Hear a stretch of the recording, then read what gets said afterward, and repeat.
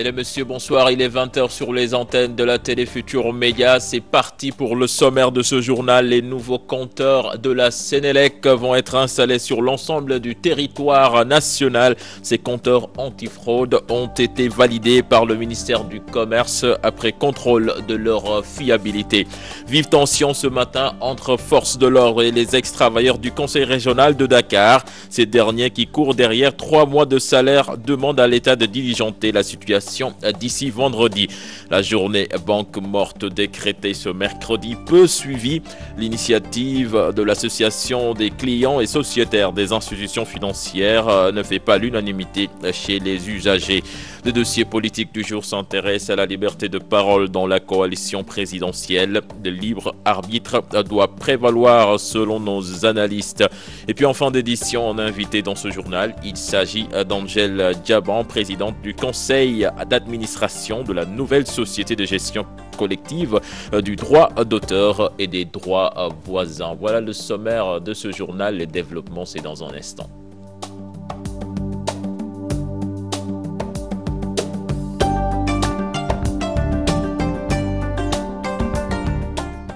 Bienvenue à toutes et à tous. La marche de protestation des ex-travailleurs du Conseil régional de Dakar émaillée d'incidents. Ils se sont frottés avec les forces de l'ordre. Ces travailleurs qui réclament 3 mois d'arriérés de salaire comptent récidiver si l'État ne fait rien d'ici vendredi. Compte rendu signé Fatou Bintou Conté et Modou Diop.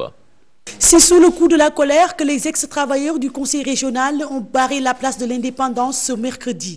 Mais la police est vite intervenue et s'en est suivi un échauffouré. Ces travailleurs réclamaient à l'État 3 mois d'arriérés de salaire. Vous avez mis en place une commission pour nous payer nos salaires jusqu'en mois de décembre après notre grève de la faim.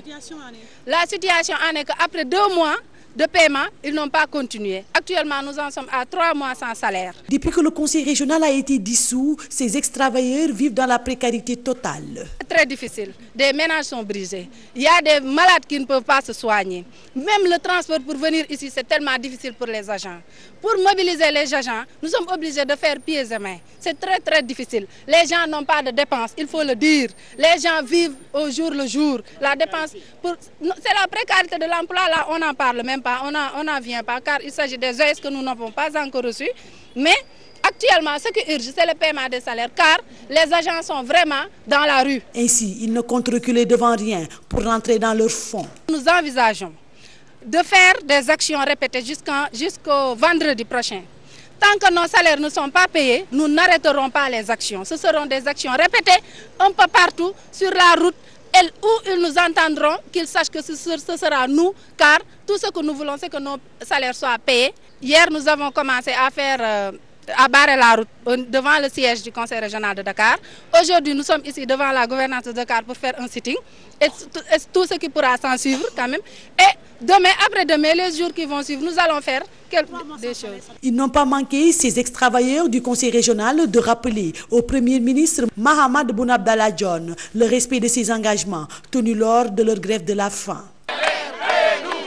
Fatou Bintou Conté, merci. Le secrétaire général du FGTS tire un bilan satisfaisant après les 2 jours de grève des travailleurs des collectivités locales. Selon Sidi Ndiaye, le mouvement a été largement suivi à Dakar. Il appelle l'État du Sénégal à installer des délégations spéciales dans les mairies qui ne s'acquittent pas de leur mission. Je vous propose de l'écouter au micro de Diafaraba et Kodé Ndiaye. Globalement, la grève est largement suivie. Et que les travailleurs sont déterminés en tout cas à faire respecter leurs droits, surtout la question du salaire qui est une question alimentaire, donc qui est très sensible. Le préavis sera déposé demain matin finalement, puisque, comme je vous l'ai dit, il faut clarifier la situation. Parce que, je vous l'ai dit, le transfert massif de travailleurs dans ces communes doit être accompagné du transfert des droits, et nous avons l'impression que sur ce rapport, rien n'a été fait. La prochaine étape, c'est la grève générale, et avant la grève générale, il y aura une marche, une grande marche qui sera organisée de protestation, pour que vraiment on mette de l'ordre. Et il est temps qu'on mette de l'ordre dans les collectivités locales. Mais si une collectivité locale ne fonctionne pas normalement, ne remplit pas les critères, ne peut pas opérer, qu'est-ce qu'on fait? Mais on choisit soit de la dissoudre et mettre une délégation spéciale. Parce qu'on ne peut pas passer notre temps, nous, à crier tous les jours dans les radios, dans les télévisions pour qu'on nous paye nos salaires. C'est pas possible. Sidi Ndiaye, secrétaire général du FGTS-TFM, est allé à la rencontre du médecin-chef du centre de santé d'Ongor qui observe la grève comme tous les agents de santé. Une grève aux conséquences néfastes pour les patients. Son principal souhait, soigner les patients, également voir leurs revendications satisfaites. Il a rencontré nos reporters Aïssatou Païfal et Abdou Karim Diop. Tierno Abaska est cardiologue. Il est aussi en grève, comme certains agents de la santé depuis une semaine. Des inquiétudes, il en a beaucoup. Il n'arrive pas à soigner ses patients. Le calvaire que vivent ses employés l'inquiète beaucoup. Mais aujourd'hui, au niveau de nos travailleurs qui sont dans nos structures sanitaires, qui doivent être payés, ce qu'on appelle les ASC, qui à la fin du mois doivent être payés sur les recettes des centres de santé. Malheureusement, si la grève continue, ces travailleurs risquent de ne pas être payés à la fin du mois. J'ai des patients qui aujourd'hui qui ont des problèmes cardiaques. On a des patients qui sont des néphropathes. On a des patients diabétiques. Et tous ces patients-là qui sont aujourd'hui des maladies chroniques et des maladies aiguës ne sont pas pris en charge. Certes, des engagements, il en a, de même que ces travailleurs qui attendent une réaction de la part des autorités. Nous avons déjà peut-être nous-mêmes au niveau des médecins des engagements à honorer. Déjà au niveau de nos familles, etc. Les gens sont malades. Et lorsqu'ils se partent dans les hôpitaux, ils sont renvoyés parce qu'ils n'ont pas de prise en charge.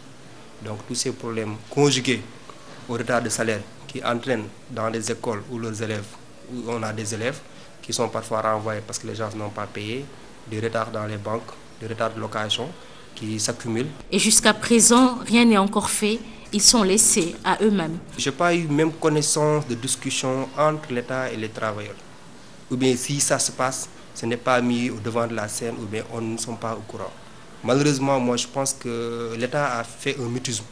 Il laisse la situation pourrir et c'est ça qui est malheureux. Je suis désolé d'apprendre aujourd'hui que le ministre de la Santé va faire une tournée dans certaines structures sanitaires et en particulier dans les structures sanitaires de la ville de Dakar. Pour Tierno Abaska et beaucoup d'autres agents de la santé, la lutte continue afin d'améliorer au mieux leur statut. Une grève qui, si elle perdure, risque d'être néfaste aux patients qui n'attendent que des soins. Je vous le disais en sommaire, la journée de la banque morte décrétée ce 17 décembre par l'Association des clients et sociétaires des institutions financières, un mot d'ordre qui n'a pas été beaucoup suivi. Je vous propose là-dessus de suivre ce reportage signé Maïmouna Ndiaye et Diafaraba. Franchement, journée bobo. Non, le message n'a pas été reçu. La journée morte de la banque, ses usagers n'en ont pas entendu parler, ce qu'ils regrettent fortement. Si j'avais entendu l'information, je ne me serais pas déplacé, parce que ce boycott était de l'intérêt de tous. On dit que le client est roi, mais les banques font semblant, elles font ce qu'elles veulent. Pour bon nombre de personnes, ce boycott est nécessaire pour bien des raisons. Elles affirment que les opérations bancaires sont très coûteuses. Si vous voulez emprunter de l'argent, les banques augmentent le taux d'intérêt. Même s'il y a des personnes qui veulent investir et ils pensent à ce genre de taux-là, ils n'auront pas de venir. Nous, usagers, nous supportons beaucoup d'intérêts. Et cela ne doit pas se passer comme ça. Nous travaillons pour les banques, c'est la réalité. Je prends mon exemple. À la fin du mois, si on me coupe, il ne me reste qu'une petite somme d'argent. C'est très difficile. Pour d'autres, cette formule n'est pas la solution. Si on devrait retirer de l'argent en urgence, dans ce cas, on ne pourrait pas attendre. L'association pour la défense des usagers devrait réfléchir sur une autre méthode. Pourquoi pas se concerter? Tourner le dos aux banques le temps d'une journée, c'est bien possible pour certains usagers, mais à condition de faire une sensibilisation au préalable. Nous parlons de toute autre chose avec l'association des imams et oulémas qui prépare un voyage en Palestine dans les prochains jours. Et c'est l'imam Oumar Diène qui l'annonce. Le secrétaire général de l'association précise que la visite entre dans le cadre de la recherche d'une paix durable entre l'Israël et la Palestine. Je vous propose de l'écouter au micro de Salimata Aou. C'était un voyage de paix parce que nous n'étions pas allés pour voir s'il y a des fleurs, s'il y a des scooters, s'il y a des immeubles. Il y en a à Dakar. Et comme c'est un pays qui vit de manière conflictuelle, nous sommes allés pour leur porter la paix, pour leur dire maintenant, on ne va pas attendre qu'on éradique toutes les populations, soit arabes ou juives, qu'on donne raison à un autre. Vous devez cohabiter, vous devez partager ce que vous avez, les terres, la vie sociale, la société. Faites comme vous avez le même grand-père qui est Imam Ibrahim alayhi salam. Donc vous devez cohabiter dans la passivité. Mais ceux qui veulent polémiquer, on ne peut rien. C'est comme les politiques, on ne peut rien contre la polémique. Mais l'essentiel est de faire les recommandations divines, faire ce que les religions nous ont appris, comme l'islam qui veut dire la paix. Allons-y dans la paix, cherchons la paix, vivons la paix, demeurons avec la paix pour avoir la paix. Et pas des gens intelligents sur terre pour arrêter cela. Promouvoir le dialogue interreligieux pour un monde en paix. C'est l'initiative de l'association des imams et oulémas du Sénégal, l'ambassade d'Israël et l'Église. Ils se sont rencontrés autour d'un colloque qui s'est ouvert ce matin à Dakar. Compte rendu signé Salimata Aoussek et Mohamed Dian. Le rôle de la femme dans les religions a été le sujet des débats lors de ce colloque. Selon Imam Omar Diène, les femmes doivent donner leur contribution dans l'évolution du mode de vie contemporain. Ce plaidoyer revient à son heure parce que les politiques ont beaucoup occupé le terrain. Et il est grand temps que maintenant les femmes et la religion s'imprègnent aussi pour jouer leur partition dans l'évolution du mode de vie de l'homme contemporain. Donc la science nous interpelle. La vie sociale aussi nous interpelle pour voir maintenant un monde nouveau.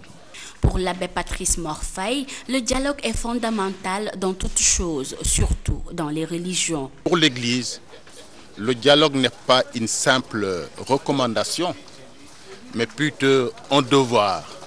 Un devoir non seulement pour les chrétiens, mais également un devoir pour tout croyant et pour tout être humain. De proposer à l'Assemblée, à toutes les femmes du monde, de prendre comme exemple la Sainte Vierge Marie. La femme a joué un rôle non négligeable dans l'histoire des religions révélées, donc elle a son mot à dire. La femme a joué un rôle très important pour propager la religion et pour passer le message. Et Myriam dans la chrétienté, Sarah, Rivka, Léa dans le judaïsme, et Khadija dans l'islam. Et parfois on oublie le rôle important de la femme dans la religion et dans la propagation. Ce colloque de 2 jours va permettre aux religieux d'échanger à travers des panels. Le but recherché est d'interpeller toutes les religions dans la recherche de solutions face à la vulnérabilité de certaines femmes. Le programme USAID PEPAM est arrivé à son terme, un programme qui a permis à 120 000 foyers d'avoir accès à l'eau potable et à l'assainissement. Les régions bénéficiaires, la Casamance et Tambacounda. L'atelier de clôture s'est tenu ce matin au centre des eaux du métier. Compte rendu signé Aminata Mbaresso et Atanarba.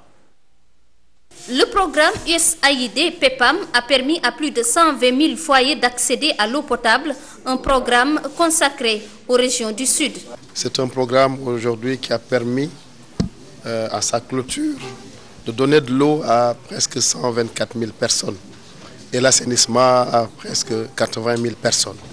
Je pense que c'est une très forte contribution en appui au Sénégal qui a atteint les OMD en 2014 pour l'eau potable. L'implication du privé a été d'un grand apport dans la réalisation des projets de l'avis des initiateurs. Insister sur l'importance du secteur privé pour développer et améliorer l'accès à l'eau et à l'assainissement.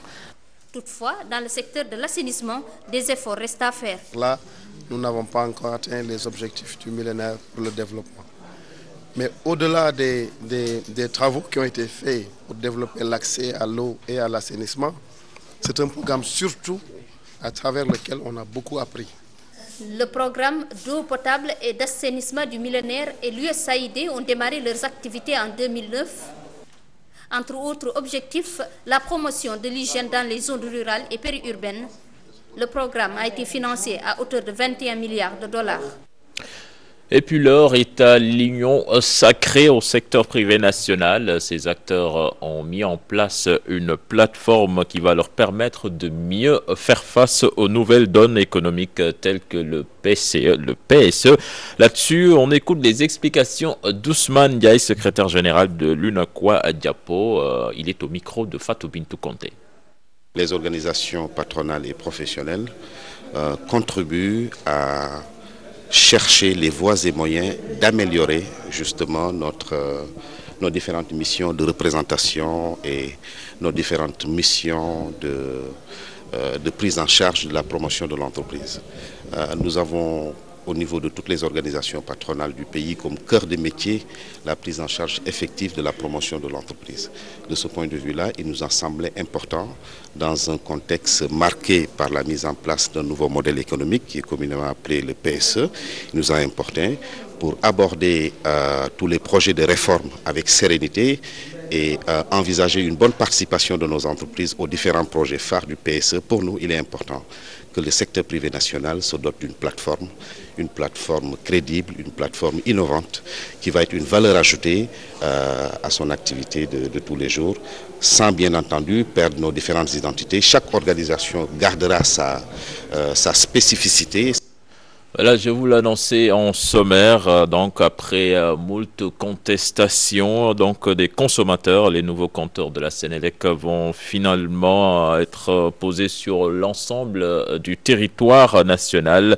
C'est une annonce du ministère du Commerce après contrôle et fiabilité de ces compteurs. Certainement, nous y reviendrons à 0 heure avec Dissa Prera. À présent, notre dossier politique, le libre arbitre a-t-il raison d'être dans la coalition présidentielle? Peut-on le revendiquer sans pour autant créer un malaise entre alliés? C'est l'objet de notre dossier politique du jour, signé Codé Ndiaye et Abdou Karim Diop. Les partis alliés ont souvent du mal à garder leur liberté de ton. Selon certains Sénégalais, chaque parti devrait exprimer ses opinions, qu'il soit de la mouvance présidentielle ou non. On est en démocratie. Chacun est libre de dire ce qu'il pense dans la marche du pays. Ça, personne ne peut l'interdire. Une seule personne ne peut pas diriger ce pays. C'est pourquoi ils se sont retrouvés dans une coalition de partis. Cependant, les partis alliés ne doivent pas se contenter de toujours applaudir les décisions du président.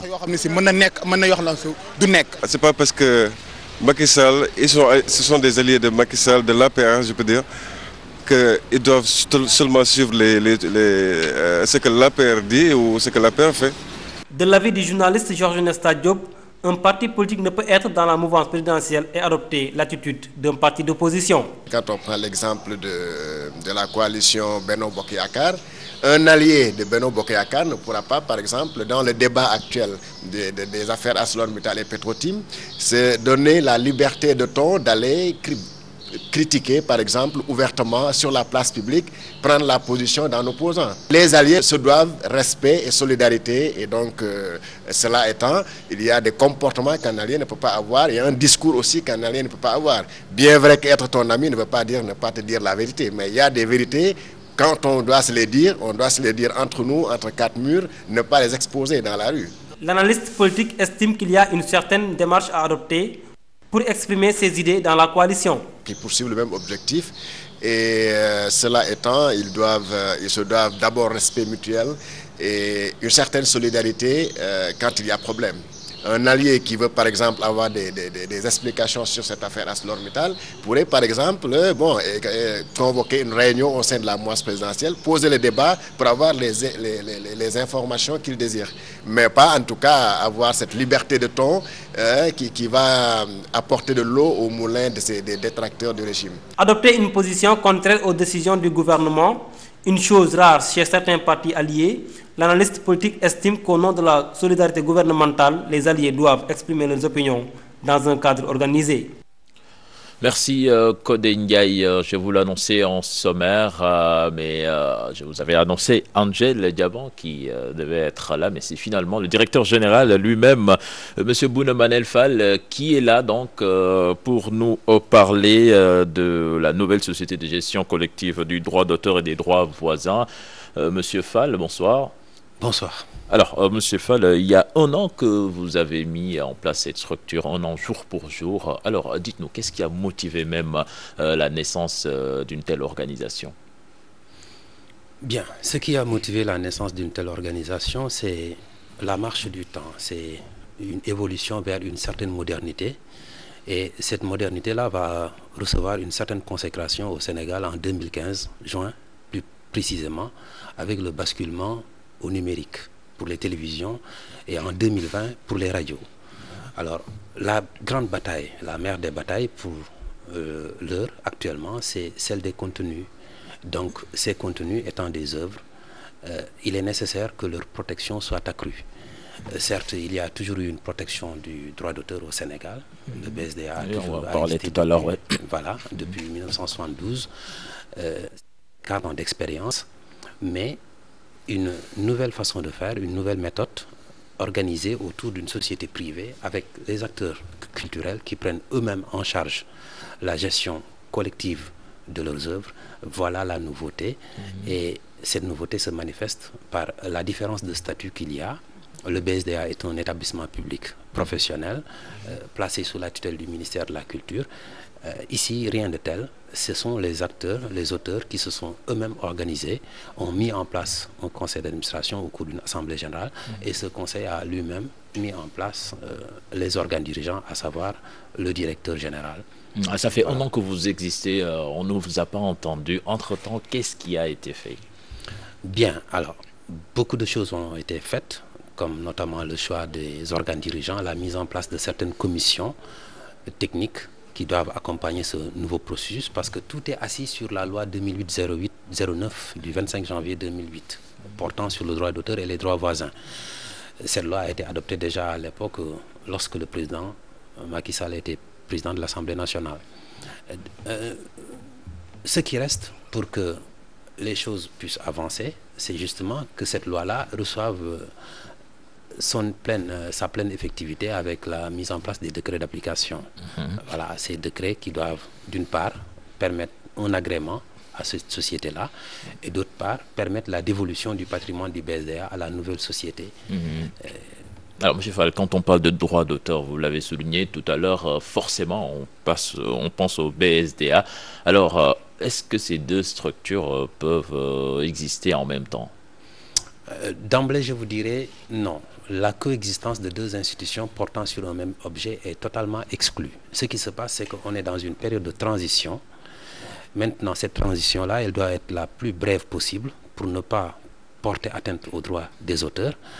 Mais nous voulons en même temps une transition paisible, pacifique. Nous garantissons la continuité en fait de ce service-là qui existe depuis 40 ans pour ce qui concerne le BSDA et depuis les années 40 pour le reste. Parce que la protection du droit d'auteur est une longue tradition dans ce pays, depuis le Bureau africain du droit d'auteur dans les années 40 jusqu'au BSDA dans les années 72. Donc le BSDA doit disparaître? Le BSDA doit disparaître et c'est la loi qu'il prévoit, c'est la loi 2008-09, comme je l'ai dit, du 25 janvier 2008 qu'il a prévu. Mais cette disparition ne se fera pas d'un trait de plume comme ça. Il y a des actes à prendre. C'est notamment la reconnaissance de jure de la nouvelle société par la voie de l'agrément, mais c'est aussi la dévolution du patrimoine du BSDA, son actif et son passif à la nouvelle société. Mais où est-ce que cette société-là a failli, cette société qui a fait presque 40 ans ici? Bien, alors, je ne voudrais pas trop m'étendre sur les défaillances de cette structure-là. Tous les acteurs, les auteurs culturels l'ont constaté. Mais ce que je puis dire, c'est que cette société-là, elle est en fait issue de son temps. Elle est les filles de son temps. C'était l'époque du monopole. Si vous vous rendez compte, c'était l'époque du soleil. Un seul journal, une seule radio, Radio Sénégal, une seule télévision, Télé Sénégal. Alors, avec une gestion maintenant dirigiste du droit d'auteur et voilà. Et la non prise en compte des droits voisins, qui sont les droits... Et justement, les droits voisins, expliquez-nous, c'est quoi exactement? Bien, alors les droits voisins, c'est des droits cousins du droit d'auteur, c'est des droits très proches du droit d'auteur, parce qu'un auteur, l'auteur d'une œuvre, en fait, a besoin que cette œuvre-là soit interprétée par exemple par un artiste-interprète, que cela soit passé que cela passe comme contenu dans un organisme de radiodiffusion et que cela soit produit par un producteur de phonogrammes et de vidéogrammes. Voilà les 3 catégories de titulaires de droits voisins. C'est les artistes-interprètes, les producteurs de phonogrammes ou de vidéogrammes et les organismes de radiodiffusion. Alors, dans l'ancienne législation, ces acteurs n'étaient pas pris en compte et c'est le cas maintenant avec la nouvelle société de gestion. Alors, M. Fall, donc, vous êtes dans l'attente d'un décret d'application actuellement? Absolument, on est dans l'attente des décrets, mais nous sommes rassurés par la version officielle qui nous a été servie par le conseil technique du ministre de la Culture, M. Aziz Dieng, qui a reconnu que ces textes étaient dans le circuit administratif, principalement au niveau du secrétariat général du gouvernement. Nous prenons cette version pour nous-mêmes, nous la considérons et nous comptons sur, en fait, l'obligation de parachèvement qui pèse sur le président de la République, étant entendu que cette œuvre collective qu'est la loi 2008 qui institue la société de gestion collective a été un peu son bébé en tant que président de l'Assemblée nationale et nous pensons qu'il y a une obligation de parachèvement de cette œuvre collective qui pèse sur lui dans la mesure où il devra prendre les décrets d'application. Nous n'avons aucune inquiétude par rapport à la diligence que l'État apportera au traitement de ce dossier-là. Parlez-nous un peu de cette organisation, l'organigramme, les membres. Bien, alors les membres, c'est les auteurs. C'est les auteurs d'une œuvre, avec le lien de causalité entre l'auteur et l'œuvre, et tout ce que cela nécessite comme caractère innovant pour l'œuvre. Donc, dès que vous avez cette qualité d'auteur, vous avez la possibilité d'être membre de cette société-là. Et cette société-là est une société contrôlée administrativement par l'État, parce que l'article 124 de la loi que je viens de citer, la loi de 2008 sur le droit d'auteur, prévoit une commission de contrôle constituée par un certain nombre de membres, un magistrat de la Cour des comptes, du Conseil d'État, de la Cour de cassation, un membre de l'Inspection générale des finances, un représentant du ministre de la Culture. Et cette commission dépose un rapport annuel sur la santé de la société et pose des questions au directeur gérant, fait des réquisitions au directeur gérant et ce dernier est tenu de répondre sous peine d'engager sa responsabilité. Donc il y a un contrôle avéré par les autorités, mais également par les associés qui ont un droit de contrôle sur les comptes de cette société-là. Donc la transparence est garantie. Monsieur Fall, une dernière question. Alors, quel est le feedback par rapport aux artistes? Est-ce qu'ils se voient bien dans cette organisation que vous dirigez? Bien, je pense que la légitimité est au rendez-vous, parce que la finalité de l'objet, c'est la protection du droit d'auteur, du droit patrimonial, pour permettre une émergence industrielle de la création. Et cela fait partie des nouveaux enjeux de la culture. Les artistes ont été au rendez-vous au cours de l'Assemblée générale, qui a rassemblé, je pense, près de 700 auteurs. Et il y a des manifestations tous les jours. Et nous pensons que, justement, l'adhésion est au rendez-vous pour ce qui concerne les auteurs. Voilà, merci M. Fall. Donc, plein succès à cette organisation dont vous étiez venu nous parler tout à l'heure. Alors, je vous l'annonçais pour 0 heure, mais finalement, je pense qu'on va avoir l'élément de Dissa Prera avec les nouveaux compteurs de la Sénélec qui vont être généralisés sur le plan national. C'est une annonce du ministère du Commerce. C'était tout à l'heure, donc, lors d'une conférence de presse. Je vous propose de suivre le compte-rendu. Le débat fut houleux entre le DG de la Sénélec et certains membres d'associations consuméristes de l'électricité dans l'air dès que la question de la fiabilité des nouveaux compteurs est agitée.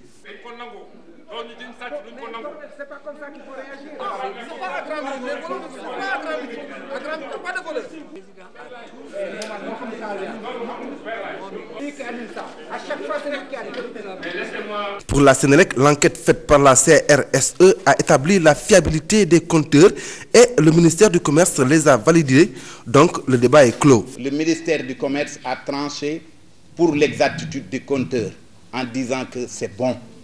Nous sommes là pour écouter le rapport de la commission de régulation qui devait se prononcer sur le système de facturation. Aujourd'hui, à partir de ce jour,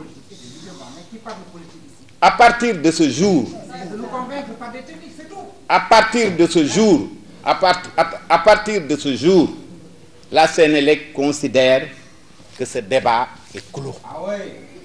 Les consuméristes très remontés contre la Sénélec et la Commission ne semblent pas satisfaits des réponses données. Ils sont restés sur leur faim. Aujourd'hui, la Commission a donné un premier rapport, mais nous ne sommes pas satisfaits parce qu'il y a des questions fondamentales que nous avions posées et auxquelles la Commission n'a pas encore répondu. La première chose, c'est qu'il y a 511 factures qui ont eu une baisse. Est-ce que pour ces 511 factures, cela veut dire que les anciens compteurs surfacturés et que les nouveaux compteurs sont bons? Ou quelle est la réalité? Qu'est-ce qui explique cela? Ça, c'est la première question pour laquelle nous n'avons pas de réponse jusqu'à présent. L'autre élément, nous avons des impayés fictifs. Malgré les explications qui ont été données aujourd'hui, les impayés restent fictifs. Parce que vous ne pouvez pas me réclamer un impayé dans une période de facturation. Ce n'est pas normal. L'autre élément important, c'est que si vous regardez le système lui-même, il y a 237 factures qui ont connu une augmentation de plus de 100%, donc de 100 à 1800%. Ce n'est pas possible. Pour la commission de régulation du secteur de l'électricité, l'enquête faite a révélé quelques dysfonctionnements, mais eux aussi assurent de la fiabilité des compteurs. Nous sommes allés à Grand Médine, nous avons fait les vérifications. Effectivement, les 15 compteurs ont été posés sauf un qui s'était cassé. On nous avait également demandé d'étudier un certain nombre de cas de facturation qui avaient subi des hausses extraordinairement élevées. Nous avons passé en revue tous ces cas-là. Et nous sommes allés à Grand Médine, nous sommes entrés dans les maisons, accompagnés par le collectif de Grand Médine. Je les remercie d'ailleurs. Et quand nous sommes entrés dans ces maisons, nous avons essayé de savoir si le nombre d'équipements électroménagers pouvait justifier un certain nombre de hausses. Bon, et dans le rapport, nous avons dit que oui, quand on a globalement 2 téléviseurs, un climatiseur, 2 réfrigérateurs, 2 congélateurs, on ne peut pas normalement payer 6 000 francs. Donc le compteur peut être défectueux. Ça peut arriver qu'il y ait des compteurs défectueux qui sont bloqués. À terme, plus de 100 000 compteurs vont être installés dans les ménages au Sénégal. La Sénélec se veut ferme. Tous ceux qui ne paieront pas leurs factures en subiront les conséquences. Dissa Préra, merci. Et voilà, c'est la fin de ce journal. Le prochain rendez-vous pour l'information, ce sera à 0h avec le tout en images. Mais tout à l'heure, vous avez rendez-vous avec Pape Ngagne dans son émission Faram Faké avec comme invité Mbaye Ndiaye. Excellente suite de programme en compagnie de la Télé Futur Média. Au revoir.